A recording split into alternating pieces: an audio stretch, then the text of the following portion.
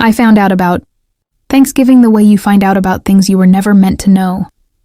By accident, and too late to pretend it doesn't matter. It was mid-afternoon. I was still in my kitchen, the quiet kind that echoes when you move a plate. I decided to keep the day simple this year. No travel, no logistics, no coordinating grown adults like they were children. I told myself it felt peaceful. Then my phone buzzed up. A text from my cousin Marissa. Thought you couldn't make it? Table looks beautiful this year. I stared at the message longer than I should have. Couldn't make it? Before I responded, I opened social media, and there it was. My mother's dining room, fully set. Gold napkin rings. The long oak table extended to its full length. Candles lit. Everyone smiling like the kind of family that never misses a holiday. No mention of me. I scrolled slowly, almost methodically, like I was reviewing evidence instead of photographs. My brother carving the turkey. My sister holding a glass of wine. My mother standing proudly at the head of the table. And in the center of it all was the cream-colored floral centerpiece I bought last year when she said she couldn't justify the expense. I zoomed in without meaning to. The china they were using? I was the one who had spent an entire Saturday wrapping and labeling it when my parents downsized storage. The dining table? I had transferred half the payment when my father mentioned money was tight, but they really wanted something nice for family gatherings. They looked unified, effortless, complete. I kept waiting for a caption that explained my absence. Missing one today. Or even a polite lie. Nothing. Just a grateful for family. That's when something clicked. They had been planning this for weeks. I just hadn't realized I was the only one who didn't know. The realization didn't hit like a wave. It settled, heavy and precise. There's a specific kind of humiliation in seeing an event unfold in real time that you were deliberately excluded from. Not forgotten, not miscommunicated, excluded. I went back to Marissa's text and typed, I wasn't invited. The 3 dots appeared almost instantly, then disappeared, then appeared again. Oh, I assumed you had other plans. Of course she did. That was the narrative.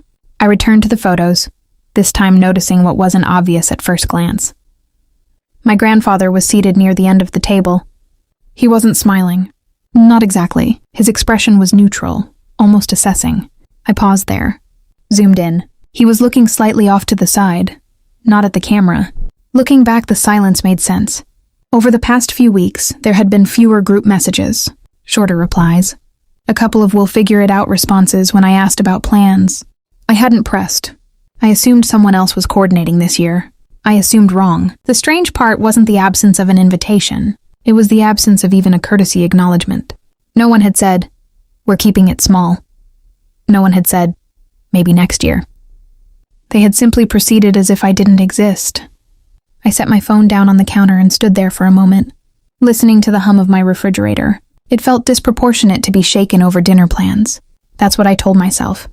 But it wasn't about dinner. It was about the table, a table I had helped build, maintain, fund. And suddenly, I wasn't seated at it. I picked up my phone again, scrolling back to the first photo. The symmetry, the polished silverware, the soft candlelight. Everything looked intentional. So was my absence. I wish I could say it came out of nowhere. But the truth is, I had been cast in a role a long time ago. For years, Thanksgiving functioned because I made it function. The first time I hosted, it was presented as temporary. My parents' kitchen was being renovated, and someone had to step in. I had the most space, the most reliable schedule, the most organizational skills. That was the phrase my mother used, smiling in a way that sounded like praise but felt like assignment. You're just better at these things. I accepted it. I always did. I created spreadsheets that year, coordinated arrival times, planned the menu around everyone's preferences. My brother didn't eat dark meat. My sister was trying to avoid carbs. My father liked everything traditional. I made it all work. They arrived late. Not dramatically late. Just late enough that the turkey had to rest. Longer than planned, and I had to reheat side dishes while pretending it didn't matter. My brother walked in empty-handed and kissed. My cheek like that was contribution enough. Smells great, he said, already reaching for a drink.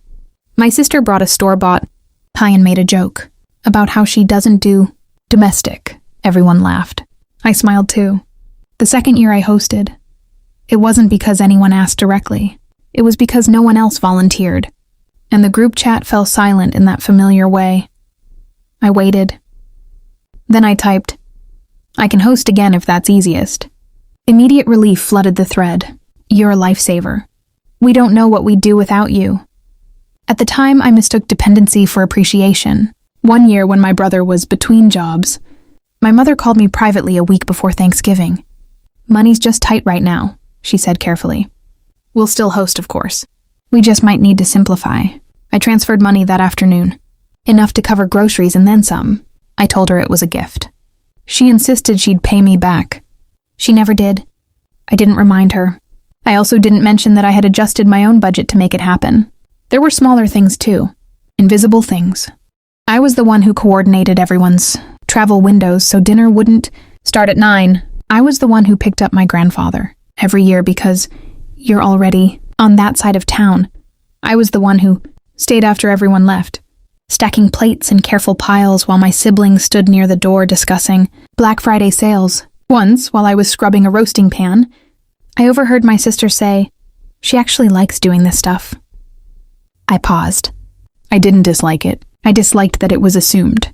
That assumption extended beyond holidays.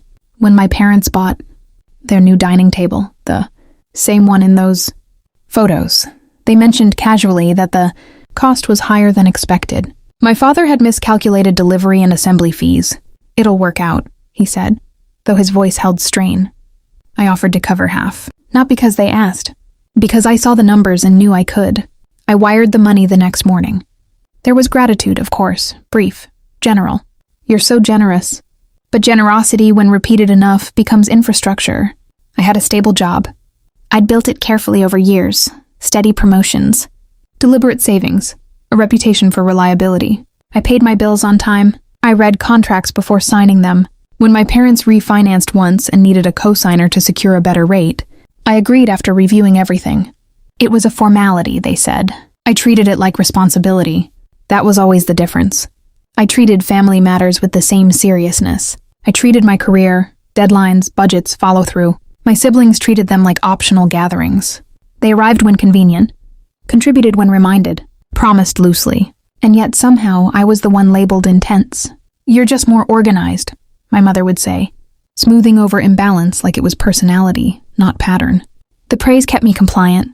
Looking back, I can see the structure clearly. I wasn't just helping, I was stabilizing, financially, logistically, emotionally. If something fell apart, I caught it before anyone else noticed.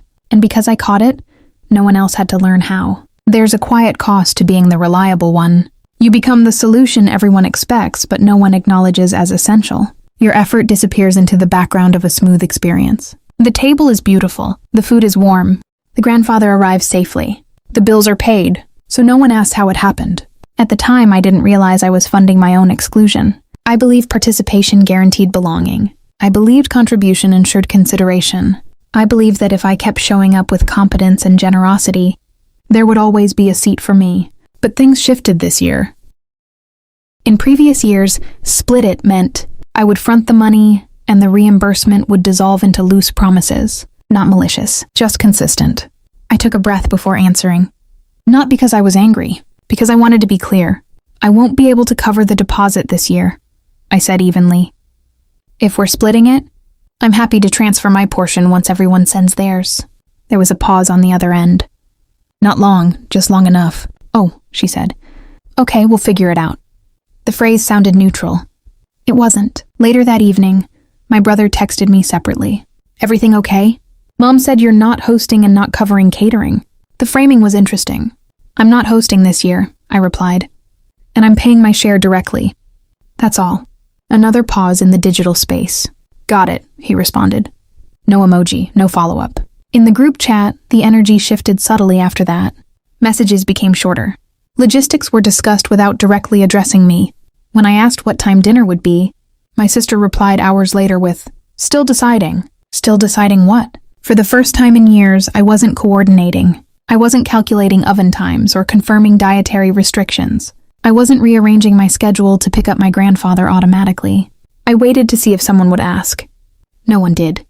About 2 weeks before the holiday, my mother sent a message.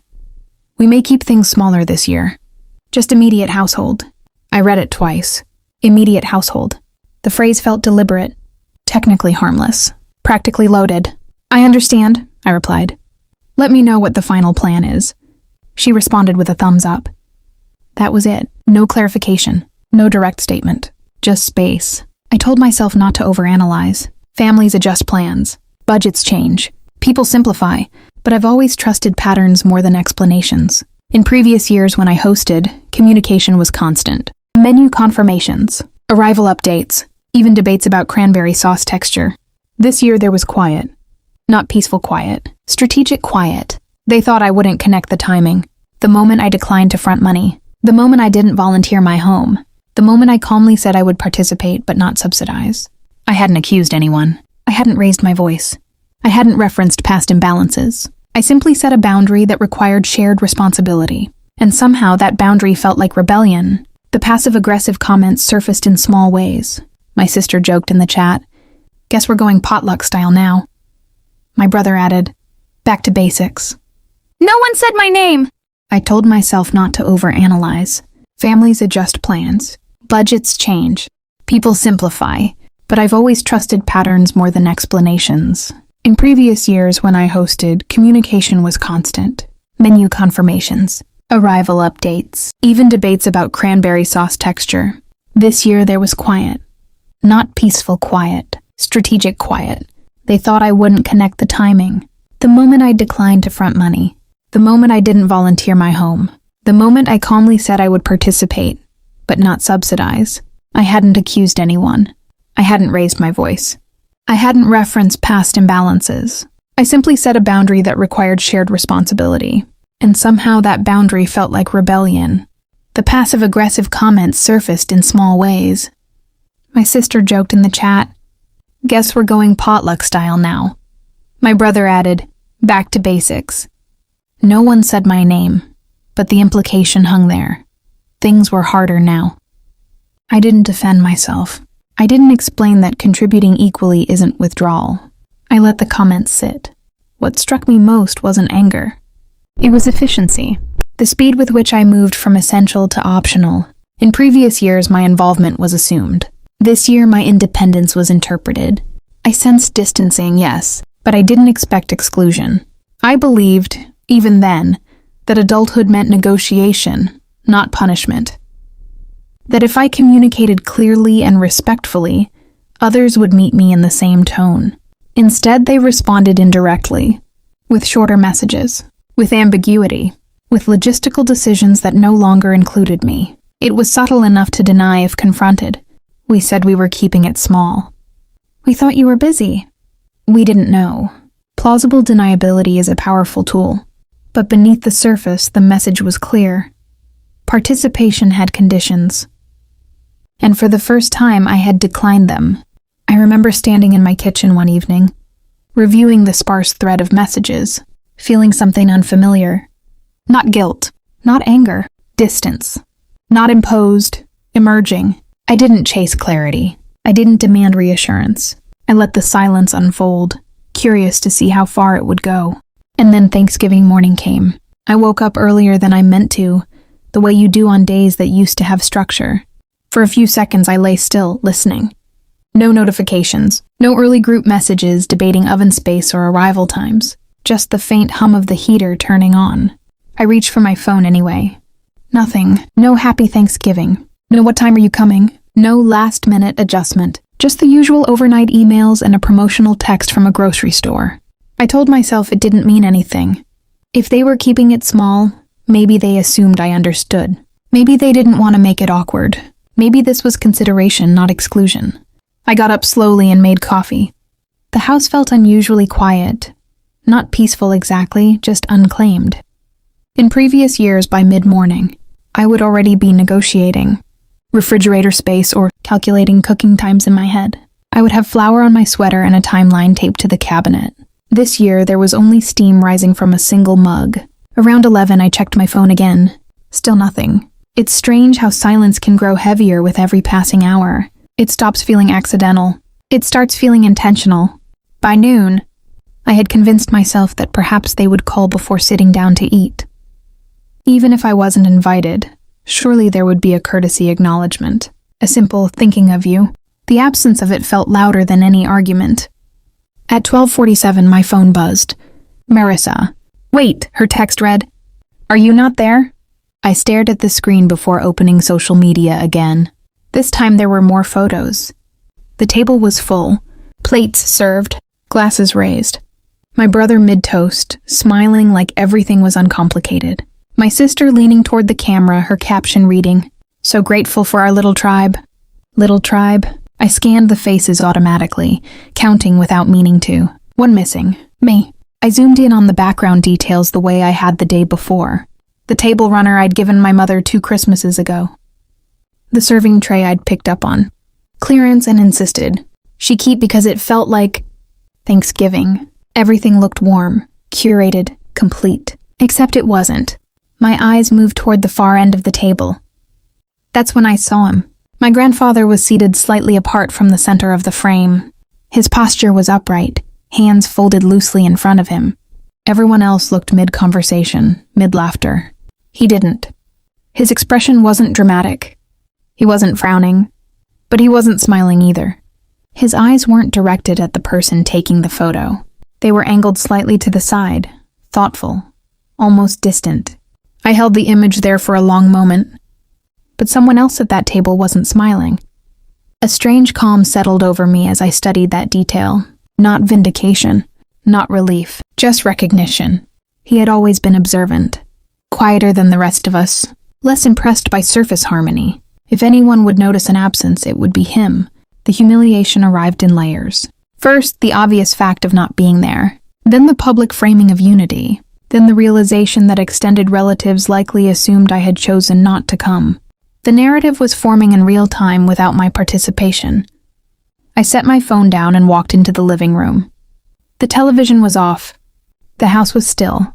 Outside, I could hear a neighbor's car door slam and distant laughter drifting from somewhere down the street. For a brief moment, I wondered if I should have fought harder for clarity, asked directly, forced a confirmation. But I knew why I hadn't. If someone wants you present, they don't make you negotiate your invitation. By 2 o'clock, the silence felt complete. Official. Dinner had clearly been served. Toasts made, plates filled. I was no longer waiting for a message. I was absorbing the reality of its absence. At 3:02 p.m., my phone rang. My phone rang around 3. By the time I reached the house, the sky had softened into that late afternoon gold that makes everything look warmer than it feels. The driveway was full.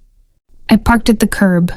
For a moment, I sat with the engine off, watching the front window glow from inside. Shadows moved past the curtains. Laughter drifted faintly through the glass. It sounded complete. I stepped out anyway. When I rang the bell, it opened almost immediately.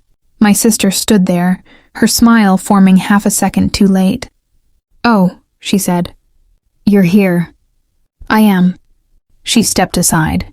The house smelled the same as it always did on Thanksgiving, rosemary, butter, something sweet in the oven. My mother appeared at the end of the hallway.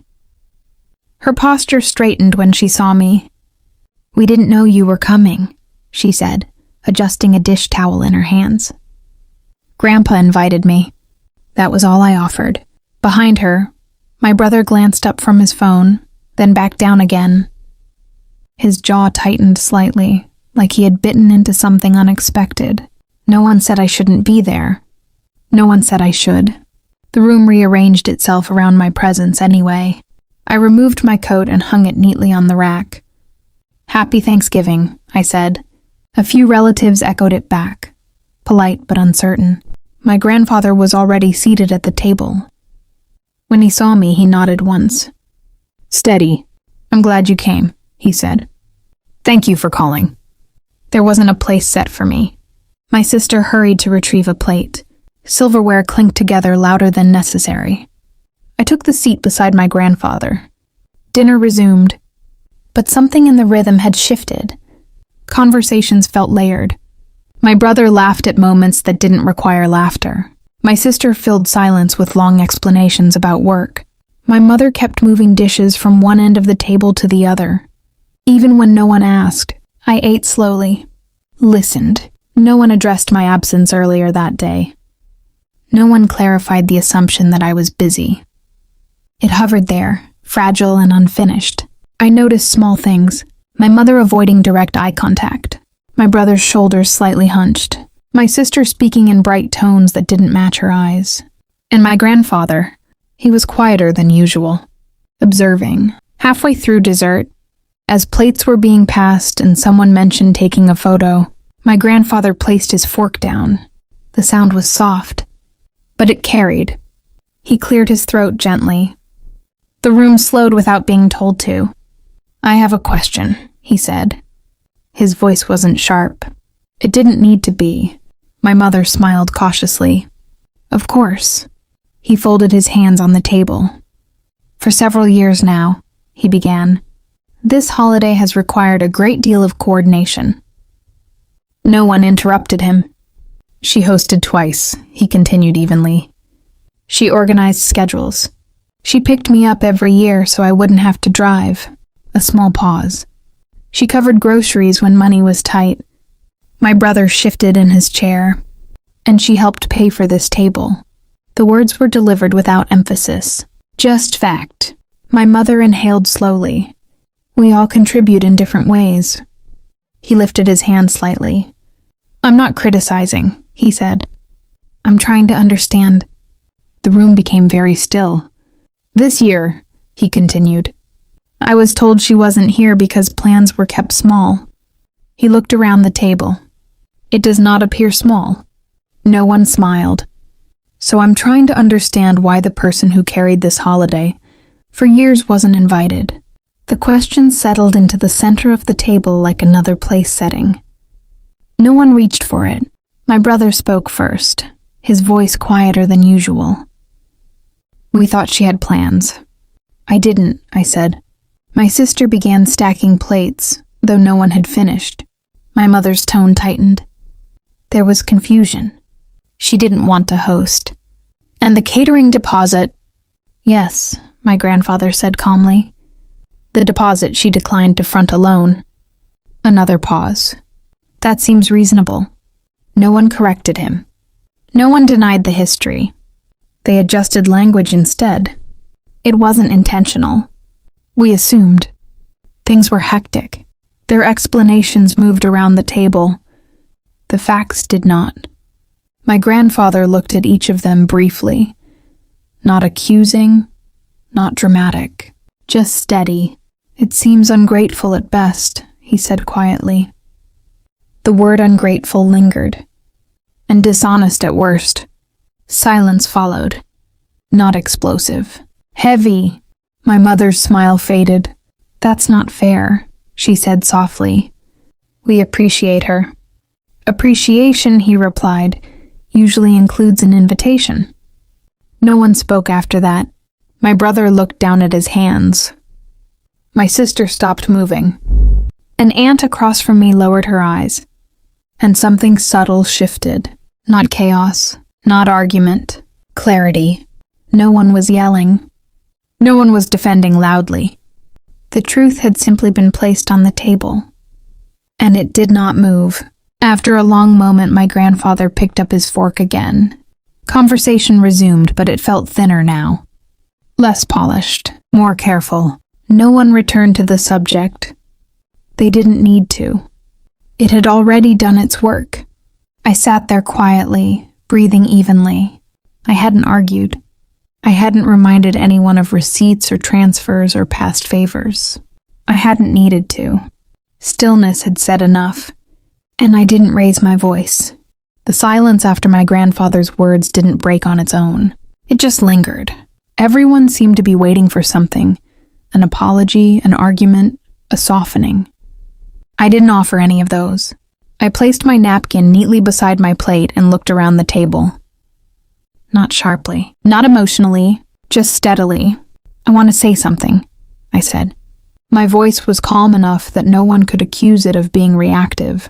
"I didn't decline to host because I don't care about this family," I continued. "And I didn't refuse to front the catering deposit to make things difficult." No one interrupted. "I did it because I think shared events should involve shared responsibility." My mother shifted in her seat. My brother stared at the table. I won't be participating in holidays, where my presence depends on what I'm paying for. The sentence landed softly, but it held. I didn't rush to fill the space after it. I let it sit there, complete. This isn't about one dinner, I added. It's about patterns. And I'm not upset. I'm just finished over-functioning. The word finished felt lighter than I expected. I'll still see Grandpa, I said gently. I'll still attend things I'm genuinely invited to. But I won't be coordinating, funding, or absorbing the logistics anymore. There was no accusation in my tone. Just clarity. My sister opened her mouth slightly, then closed it again. My mother's expression tightened, but she didn't challenge me. My brother exhaled slowly, like he had been holding something in. I turned toward my grandfather. Thank you, I said quietly. For asking the question. He gave a small nod. Truth tends to clarify things. Yes, I said. It does. No one argued with me. No one tried to negotiate. And that told me more than any defense could have. The room wasn't angry. It was unsettled.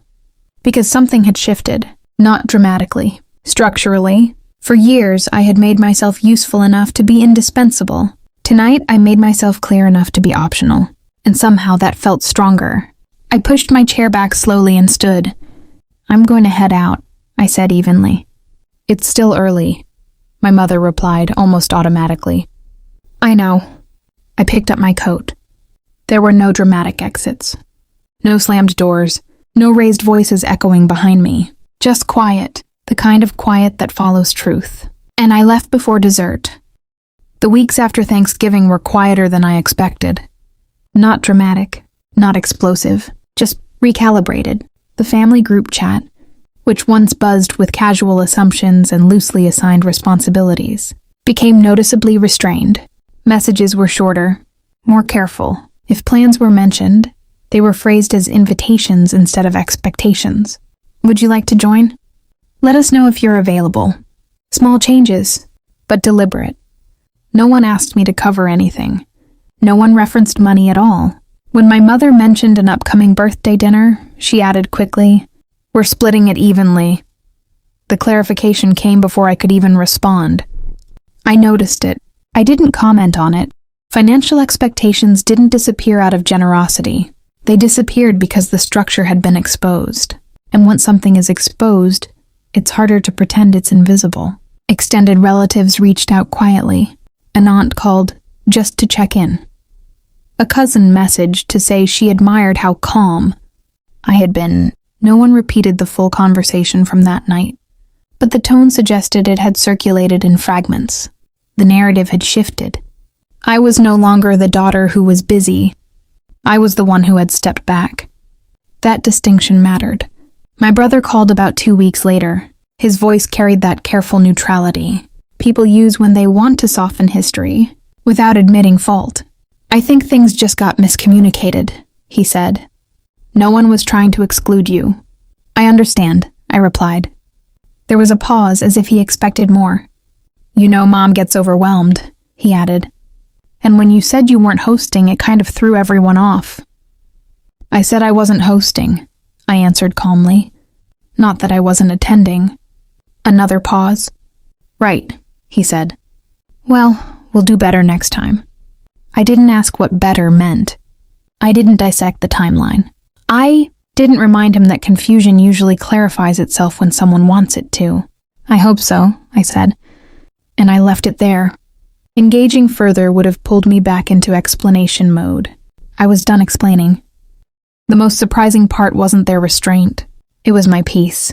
For the first time in years, December arrived without me coordinating holiday logistics. I didn't track menus. I didn't calculate contributions.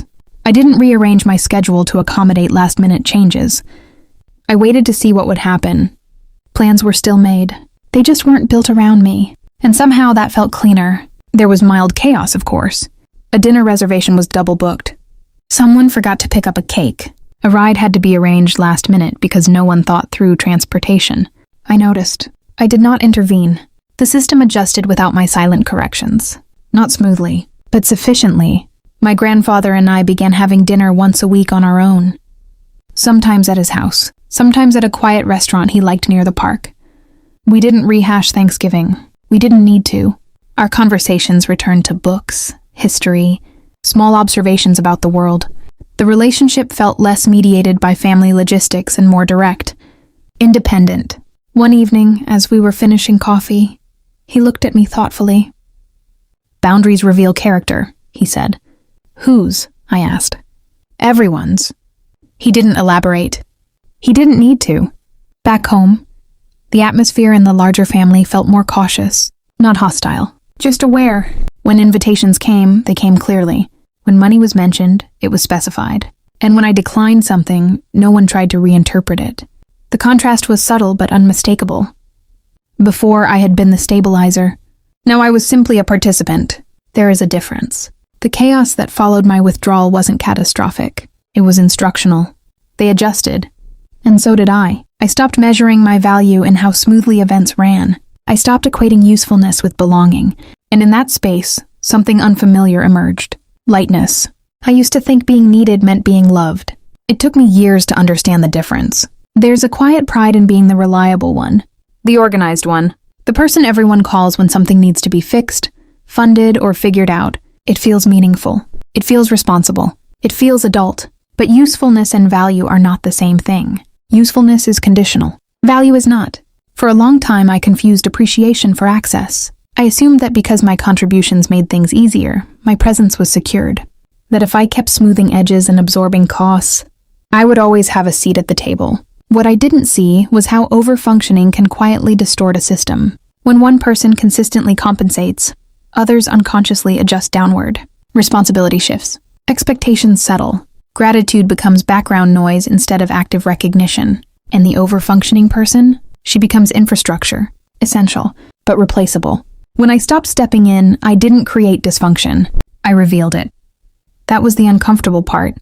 Systems don't like exposure. They prefer balance to feel natural even when it isn't equal. When support is withdrawn, the imbalance becomes visible. And visibility feels threatening, so the system reacts. Sometimes with silence, sometimes with deflection, sometimes with subtle punishment. Exclusion was not about Thanksgiving. It was about disruption. The moment I required shared responsibility, I disrupted the arrangement. Not loudly, not dramatically, simply by stepping back. And that step back clarified everything. I learned that emotional labor often goes uncounted because it is given freely. The planning, the anticipating, the adjusting, the financial cushioning. It's easy for others to accept it as personality instead of effort. She's just good at that. She doesn't mind. She's better with details. Until you stop. Then suddenly the absence is noticeable. What surprised me most was how little anger I felt once I saw the pattern clearly. There's something stabilizing about clarity. It removes the confusion. It removes the self-doubt. It allows you to say, calmly, "This is what happened," and then decide what you will and will not continue. I don't regret the years I contributed. I don't resent the money or the time. I gave those things sincerely. But I no longer mistake usefulness for belonging. Belonging does not require negotiation.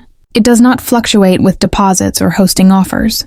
It does not disappear when you ask for shared responsibility. Now, when invitations come, I evaluate them differently. Not by what I can provide, but by whether my presence is genuinely wanted. And if it is not, I no longer try to earn it. The quiet after that realization is not lonely. It's peaceful. Because once you stop proving your value, you start protecting it. They didn't lose me when I stopped paying. They lost me when they proved I was only invited if I did.